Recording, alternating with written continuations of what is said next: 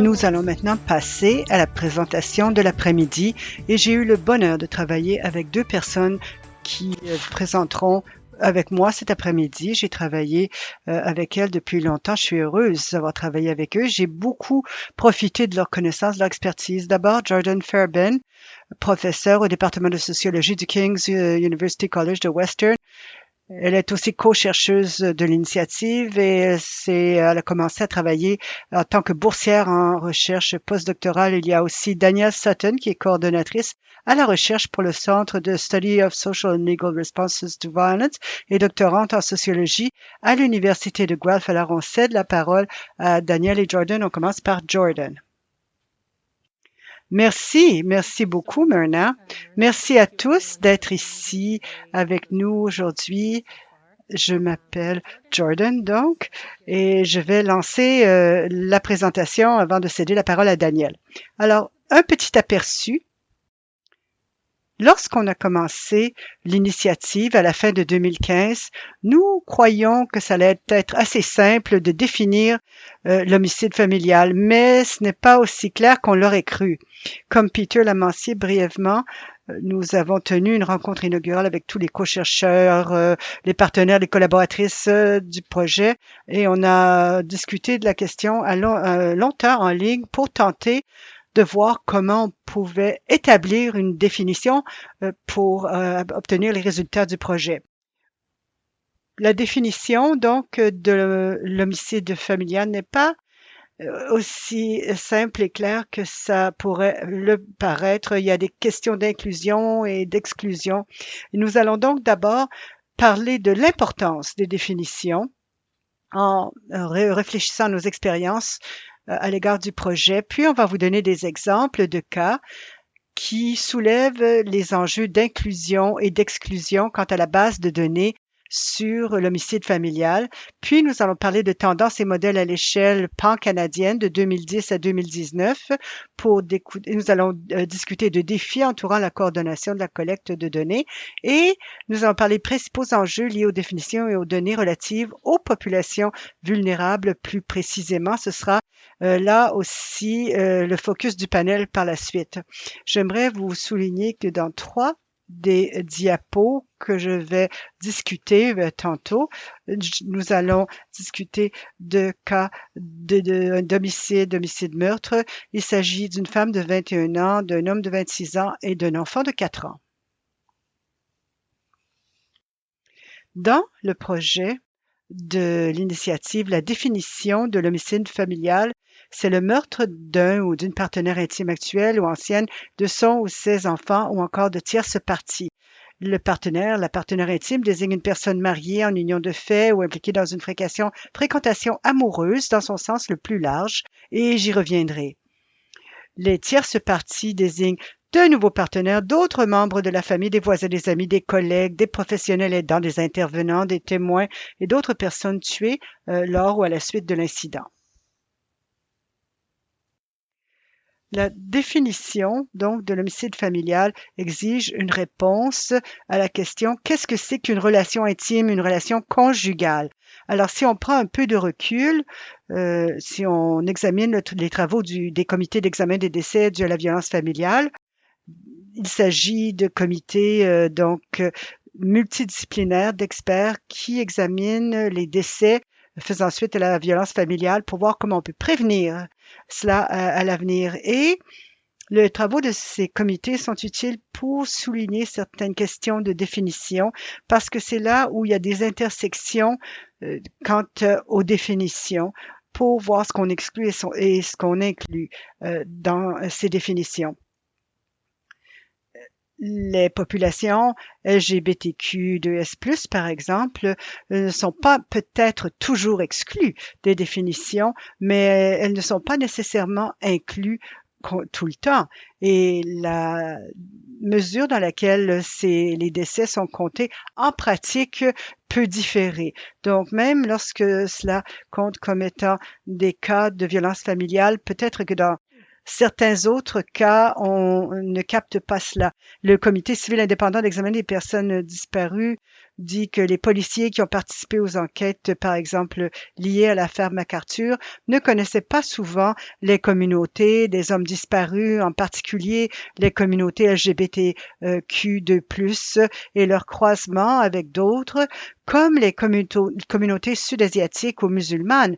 Cela signifie que ces enquêtes ont été menées différemment au niveau systémique des enquêtes impliquant des communautés concernées par l'expérience, l'expertise ou la zone de confort des policiers.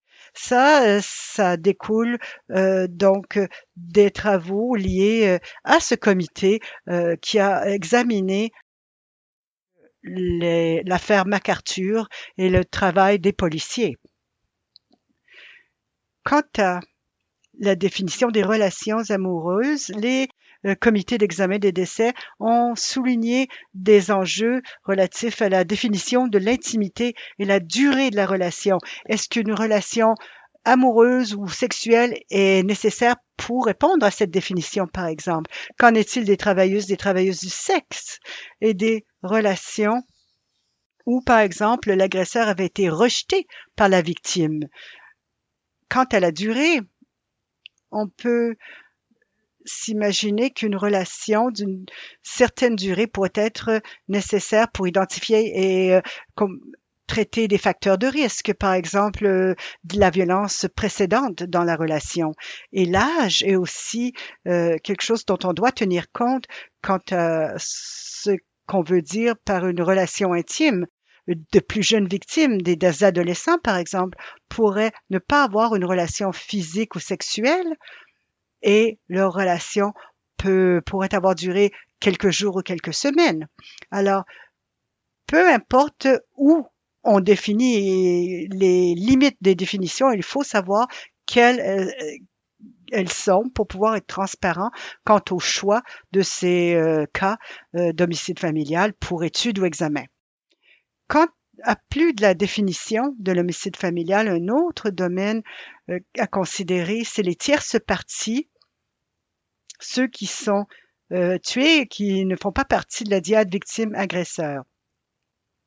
Lorsqu'on étudie cela, il faut reconnaître qui nous sommes et qui nous comptons ou non dans notre recherche, qui nous incluons et qui nous excluons.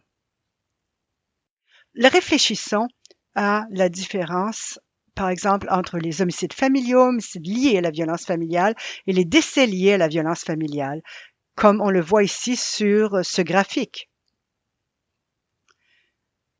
Notre définition de projet capte cette définition très étroite des homicides familiaux, ceux qui vivaient une relation intime actuelle ou passée, et les homicides liés à la violence familiale où ni la victime ou l'agresseur ne sont des gens intimes, mais il y a une relation avec l'une de ces personnes. Il s'agit des nouveaux partenaires, des membres de la famille, des voisins, des amis, des intervenants, des collègues, des autres tierces parties tuées suite à l'incident de violence familiale.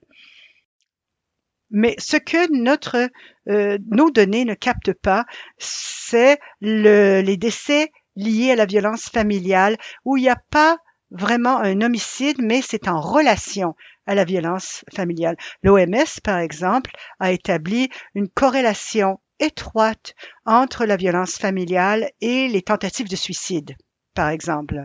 De plus, l'Arizona Coalition Against Domestic Violence note qu'il y a un taux élevé de femmes itinérantes qui le sont en raison immédiate de la violence sexuelle ou familiale. Et certaines victimes pourraient mourir suite à des conditions liées à la vie en itinérance et il est très difficile à ce moment-là de retracer cela et de faire contribuer la violence familiale à cela. Alors, tandis que ces décès puissent être attribués finalement à la violence familiale, il peut être difficile à long terme de lier cela par causalité. Même dans la définition la plus vaste de violence familiale, on ne capte pas nécessairement toutes les vies qui ont été perdues. Je vais maintenant parler des exemples de cas.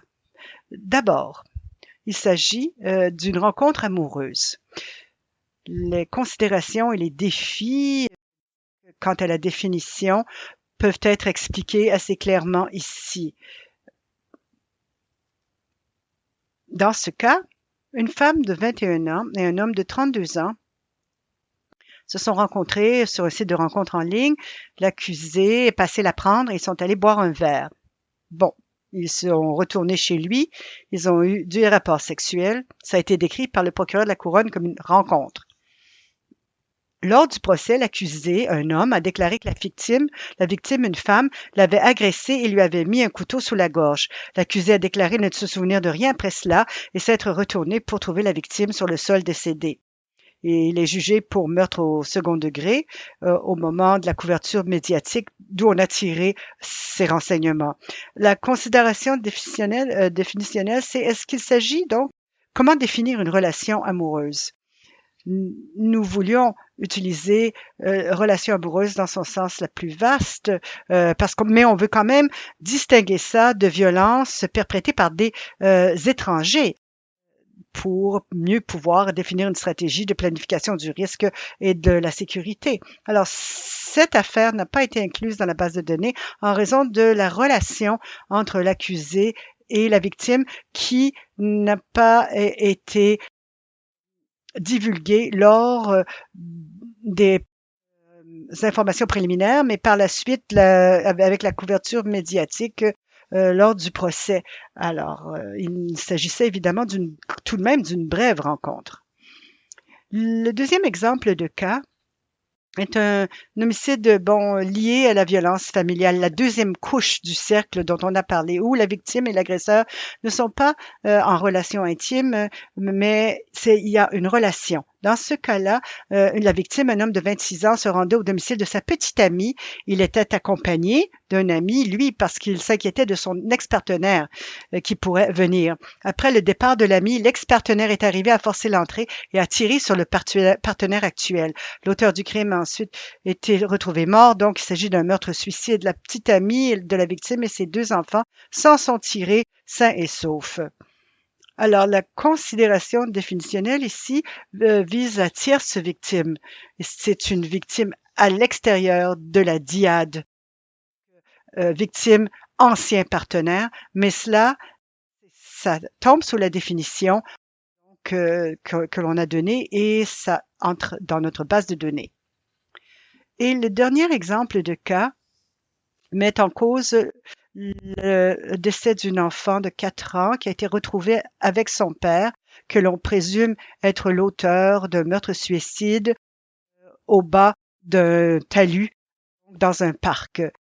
Les blessures indiqueraient une chute et la police n'a donné aucun renseignement quant à la possibilité d'un meurtre-suicide, mais la maman et le beau-père étaient absolument certains qu'il s'agissait d'un meurtre-suicide. Ce cas suivait un long et litigieux différend judiciaire quant à la garde et long historique de violence psychologique et affective. Bien que l'affaire n'a pas été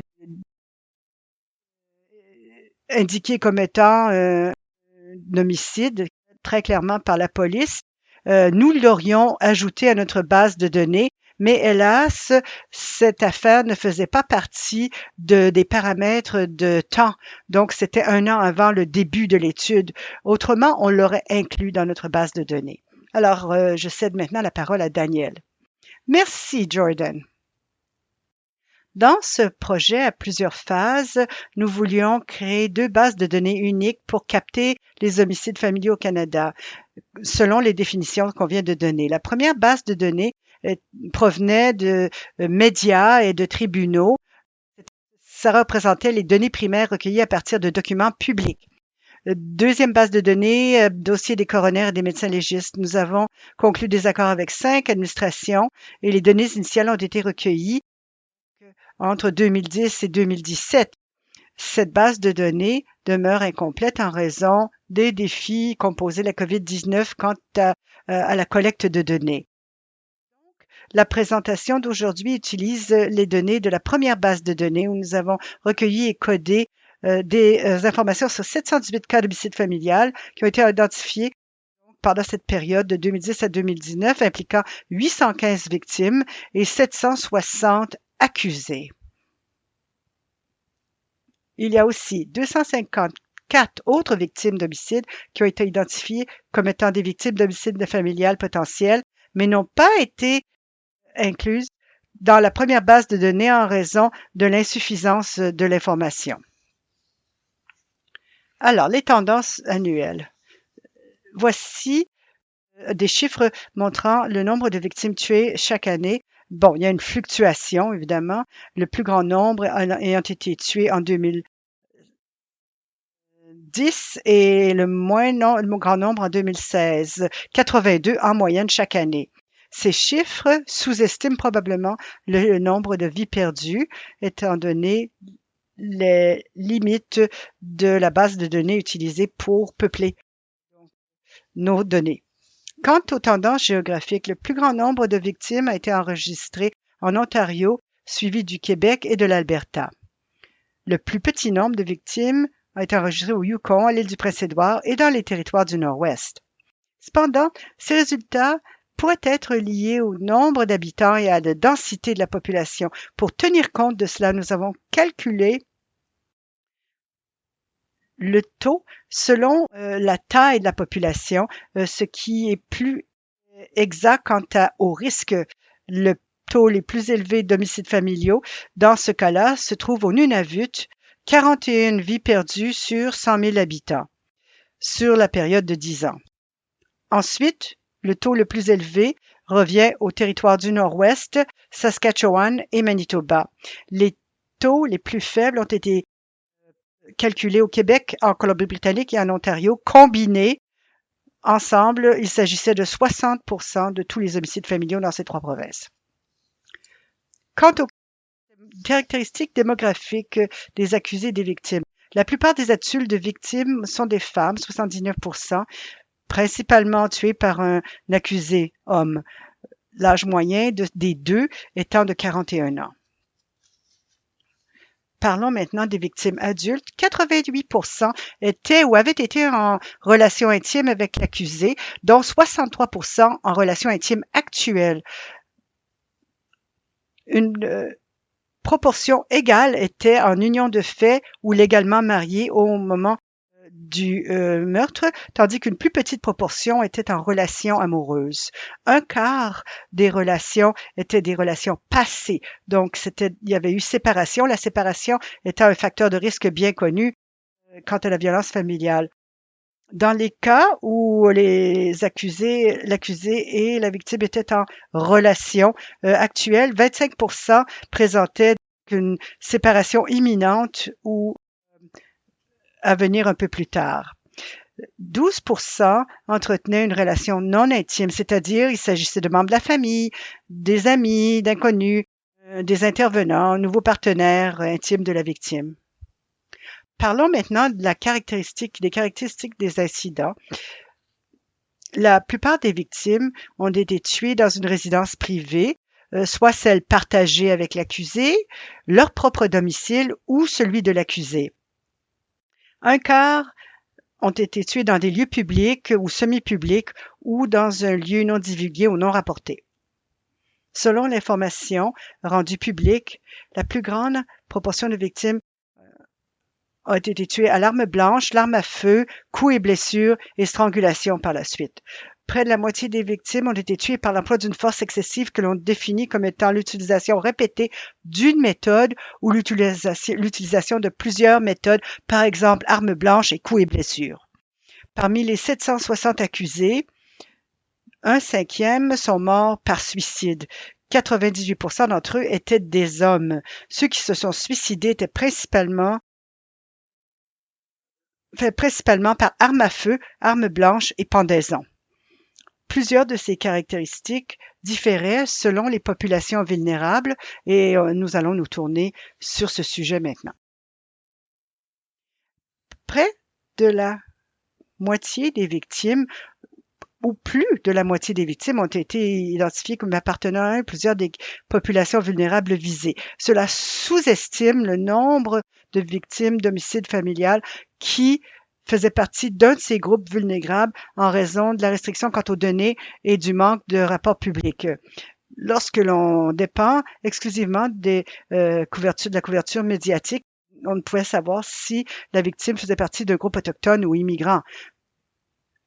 De plus, dans les cas de meurtre-suicide, souvent le contexte du meurtre n'a pas été rapporté, donc cela nous a fait sous-estimer le nombre d'enfants tués dans ce contexte parce qu'il était peu facile de savoir si un enfant a été tué dans un épisode de violence familiale, dans un acte de revanche, suite à une lutte quant à la garde, ou si le meurtre provenait d'une directive d'un parent ou d'un tuteur. Malgré ces défis, l'intersectionnalité était quand même très apparente. Plus précisément, des 103 victimes autochtones, 66 ont été tués dans une collectivité rurale éloignée ou du Nord et 10% étaient des enfants. Il y avait un peu d'intersectionnalité documentée chez les immigrants et réfugiés où, sur les 128 personnes tuées, 5% vivaient dans une collectivité rurale ou éloignée et 5% étaient des enfants. Des 252 victimes des collectivités rurales éloignées, 27% étaient autochtones, 3% étaient identifiés comme migrants et 13 étaient des enfants. Enfin, des 74 enfants tués dans le contexte de la violence familiale, presque la moitié vivaient dans une collectivité rurale éloignée du Nord, 14% étaient autochtones et 8% étaient immigrants ou réfugiés. Donc, comme on le voit ici, il y avait un tel taux d'intersectionnalité parmi ces populations que l'on ne peut pas supposer que les facteurs de risque et les obstacles vécus par une population ne s'appliquent pas à une autre. Tandis que les résultats que je vais vous présenter sont bien semblables à ce qu'on trouve dans le total de l'échantillon, il y avait certaines caractéristiques qui s'appliquaient seulement à un groupe ou à un autre. Nous allons donc souligner certaines caractéristiques. Quant aux caractéristiques des victimes des populations vulnérables, les femmes étaient la plus grande proportion des victimes, mais il y avait des différences. Les femmes constituaient une très grande proportion de victimes immigrantes ou réfugiées, mais une plus petite portion d'enfants, où il y avait une proportion à peu près égale de filles et de garçons qui ont été des victimes. Les variations étaient aussi remarquées quant à l'âge des victimes. Chez les victimes immigrantes et réfugiées, dans les régions rurales éloignées du Nord, cela correspondait au total de l'échantillon. Cependant, chez les Autochtones, les victimes avaient un âge moindre de 10 ans que la moyenne. Cette constatation s'aligne évidemment sur la constitution démographique des populations autochtones où la plupart de la population est plus jeune que chez les allochtones. Passons maintenant aux caractéristiques de l'accusé. La plupart étaient des hommes, mais il y avait des variations également. Les hommes équivalaient à une très grande proportion d'accusés chez les immigrants et réfugiés et une proportion légèrement moindre chez les autochtones. L'âge moyen était de 42 à 43 ans, tandis que les accusés dans les peuples autochtones étaient plus jeunes. Des âges plus élevés étaient notés chez ceux qui ont tué des victimes immigrantes et réfugiés ou qui vivaient dans des collectivités rurales éloignées du pays, qui donc étaient légèrement plus élevés que chez l'ensemble des populations vulnérables. Les accusés qui ont tué les enfants étaient plus susceptibles de se suicider, à hauteur de 50%. Ceux qui ont tué des victimes autochtones l'étaient le moins.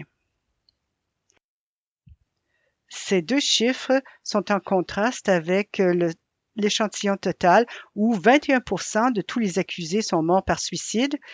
Ça s'aligne davantage avec le taux de suicide chez ceux qui ont tué des victimes immigrantes ou réfugiées, ou 20% d'entre eux sont morts par suicide. Le taux était plus élevé légèrement dans les régions éloignées du pays où un tiers de tous les accusés se sont suicidés.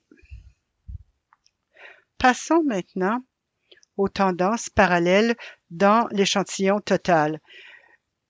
La plus grande partie des cas mettait en jeu des relations intimes, mais la plus grande proportion de relations en cours, c'était chez les Autochtones, plus élevée que dans l'échantillon total. En contraste, des relations passées, des relations de séparation étaient documentées le plus chez des victimes immigrantes ou réfugiées. Alors, quant au type de relation et des populations vulnérables, le type de relation le plus courant, c'est-à-dire s'il y avait une relation amoureuse de fait ou mariée légalement, variait selon la population concernée. Chez les Autochtones, la plus grande proportion était en union de fait. Chez les immigrants et réfugiés, la plus grande proportion était mariée légalement. Plus d'un tiers de victimes dans les régions rurales éloignées étaient en union de fait ou mariées légalement. Et enfin, la plupart des enfants tués dans le contexte domestique familial étaient l'enfant biologique de l'accusé. Quant à la méthode utilisée pour l'homicide, selon les données disponibles, variait parmi les populations vulnérables. L'arme blanche était la plus utilisée chez les Autochtones et les immigrants réfugiés, tandis que les armes à feu dans les régions rurales éloignées et du Nord, ainsi que pour les enfants tués dans le contexte d'un homicide familial.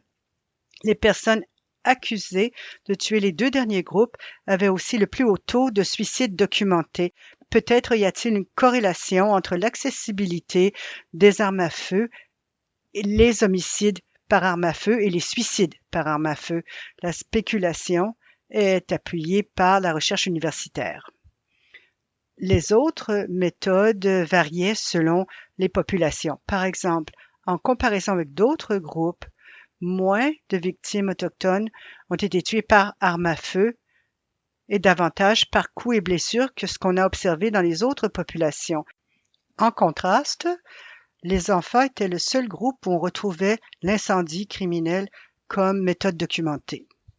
Pour résumer, les données révèlent comment certaines caractéristiques, par exemple la nature genrée de la violence familiale, le lieu de l'homicide, le type et le statut de la relation se retrouvaient partout, mais des différences notables se démarquaient quant aux populations vulnérables. Par exemple, les unions de fait étaient plus légales plus usitées chez les Autochtones et le mariage légal chez les immigrants. Les enfants tués dans les régions éloignées semblaient être plus à risque de mourir par arme à feu et le suicide était plus fréquent chez les accusés dans les groupes des enfants et des régions rurales éloignées. Cela peut nous aider à informer les initiatives de prévention pour les populations vulnérables en particulier et les homicides familiales en général. Je cède maintenant la parole à Myrna qui va parler des défis relevés pour documenter l'homicide familial. Merci. Merci Daniel. Beaucoup d'informations. Donc, j'aimerais souligner que les diapos vous seront disponibles ainsi que notre rapport. Je vous en dirai davantage avant de nous quitter aujourd'hui.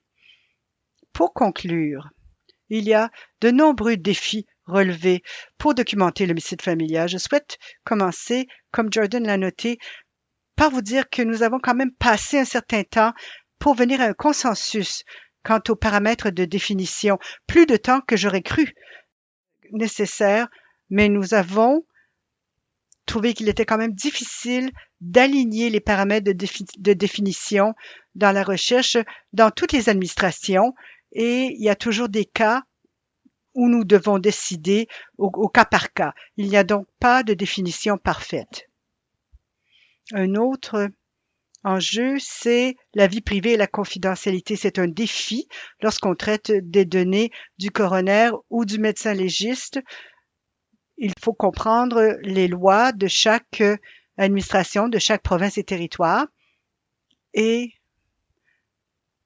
comprendre les enjeux de confidentialité parce qu'il y a plusieurs secteurs qui doivent tous être au courant de ces questions de confidentialité lorsqu'on traite de violences familiales et d'homicides.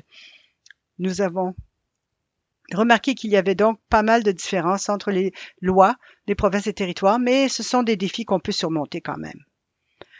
Par ailleurs, les contraintes générales auxquelles on a été confronté selon les populations, il y avait des difficultés quant à la disponibilité et l'accessibilité. La disponibilité pouvait y être, mais peut-être que l'accessibilité est limitée à ceux qui avaient besoin de ces données. Et si les données étaient disponibles, elles pouvaient être limitées quant à l'information disponible véritablement. Alors, certains des enjeux étaient liés à des variations selon le type d'homicide. Par exemple, on se fie sur des documents de tribunaux, des rapports médiatiques. Les homicides-suicides ne vont pas évidemment devant les tribunaux. On dépend de la couverture médiatique uniquement et souvent, cette couverture peut être limitée dans ce genre de cas. On a aussi vu des variations selon les caractéristiques des personnes impliquées, les lieux de l'incident dans les régions rurales et du Nord. On peut avoir accès à moins d'informations. À l'égard de certaines populations, on peut aussi trouver moins d'informations, par exemple chez les populations autochtones. Et je vous donnerai davantage d'informations là-dessus plus tard. La faible qualité et l'exhaustivité des données étaient limitées. Par exemple, dans le cas de séparation ou de violence antérieure, ce genre de données nous échappait souvent et nous aurions eu besoin de cela pour pouvoir mieux mettre de l'avant des stratégies. Par exemple, si la violence antérieure avait été une violence coercitive ou une violence financière, nous n'avions pas ces données. Il y avait aussi une incapacité à saisir les informations sur les identités sociales clés qui aggravent la marginalisation et la vulnérabilité à l'homicide familial. Par exemple, l'intersectionnalité. Il était très difficile d'aller beaucoup plus loin quant aux variables qu'on a déjà mentionnées à cet égard. Et enfin, en général, l'accent mis sur les facteurs individuels plutôt que sur les facteurs communautaires ou sociétaux était un problème, ces derniers étant souvent plus importants, en particulier chez les groupes examinés, donc de tenir compte de la perspective socio-écologique pour les facteurs de risque, de sécurité et de gestion. Et le temps et les ressources nécessaires pour poursuivre la collecte de données sur le long terme, c'est assez impressionnant si on veut garder toutes les données à jour. Alors, comment ça s'est décliné pour certains groupes précis? Comme je l'ai dit, pour la population autochtone, la couverture médiatique est souvent limitée, avec des détails manquants sur la relation entre la victime et l'accusé, notamment dans les communautés éloignées ou du Nord. Et nous dépendons donc souvent de ces données, de la couverture médiatique. Et les communiqués semblent de moins en moins précis de la part donc des médias. Je ne sais pas s'il y a un enjeu structurel là ou autre chose, mais il faudrait peut-être s'y pencher. Les cas de femmes disparues et assassinées où la violence familiale peut jouer un rôle restent souvent non résolus, ne sont pas recensés, donc on n'est pas certain, selon les documents auxquels on avait accès en tout cas. Il y avait une importance excessive accordée aux facteurs individuels plutôt qu'aux facteurs communautaires qui sont vraiment clés. Des facteurs comme la pauvreté, le manque de ressources de base comme de l'eau potable, les services adaptés aux particularités culturelles, par exemple les réponses à la violence contre les autochtones et les femmes, et les transports publics pour accéder à ces services. Souvent, on n'avait pas d'informations là-dessus. Ce sont des facteurs au niveau communautaire qui nous manquaient. Et ensuite, l'incapacité à saisir des facteurs sociétaux tels que la manière dont la colonisation façonne le contexte dans lequel cette violence se produit et les expériences de racisme et de discrimination qui y sont liées. Et nous devons tenir compte de cela. Par exemple, lorsque ces populations recherchent de l'aide ou recherchent des plans de gestion.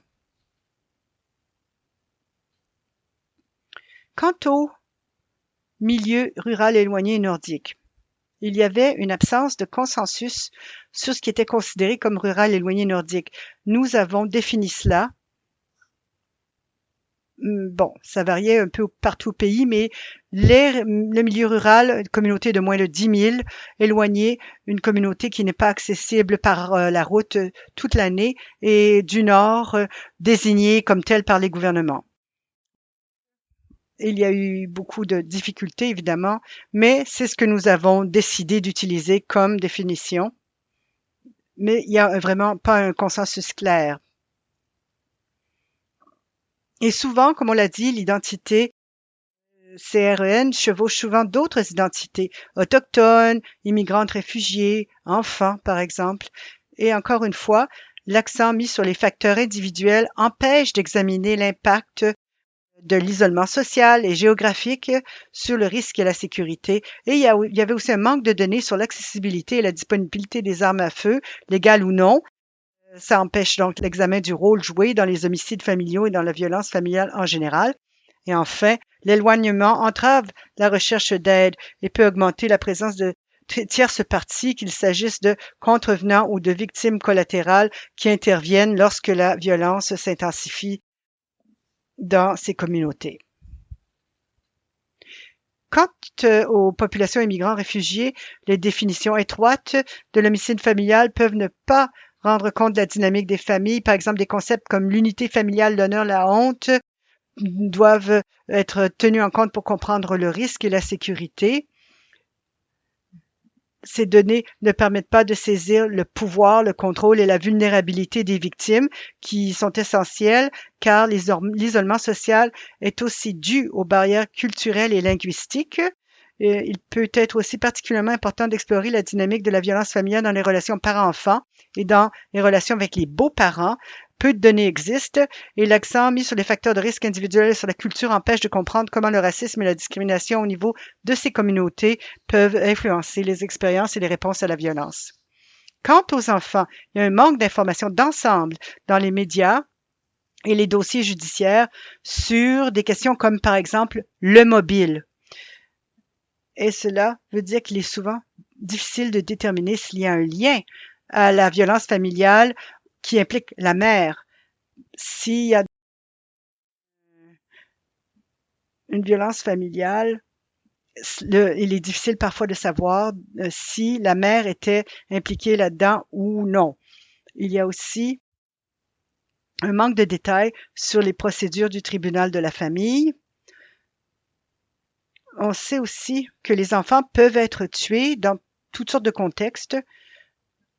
Bon, ça peut être à cause d'une tentative de protection d'un parent pendant un épisode violent, dans le cadre d'un plan de meurtre-suicide par un parent qui tue toute la famille, souvent c'est le père. Parfois aussi, le partenaire femme est tué, parfois non. Et il y a aussi la question de vengeance contre le partenaire qui a décidé de mettre fin à la relation. Même lorsque les enfants survivent, ils sont témoins de traumatismes horribles.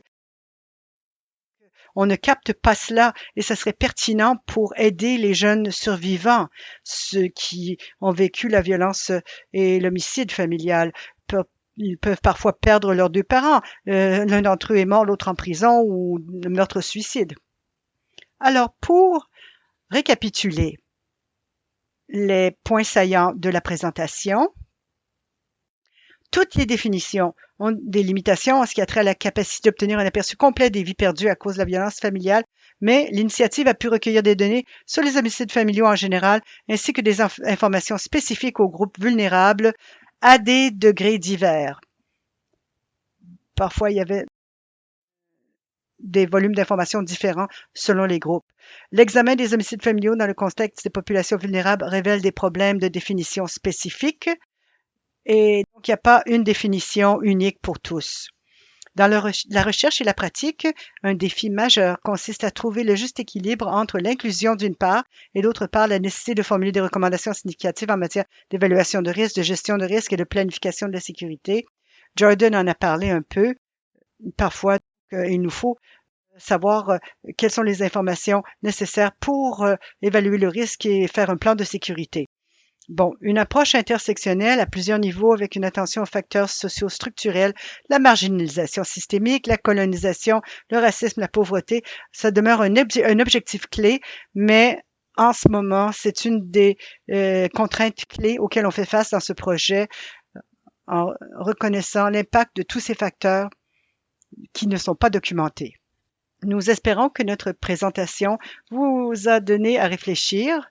Je souhaite remercier mes co-présentatrices, Danielle et Jordan. Je souhaite souligner le fait que nous avons nos diapos disponibles et notre rapport également. Et il y a bien des détails, d'autres détails que vous pourrez y trouver.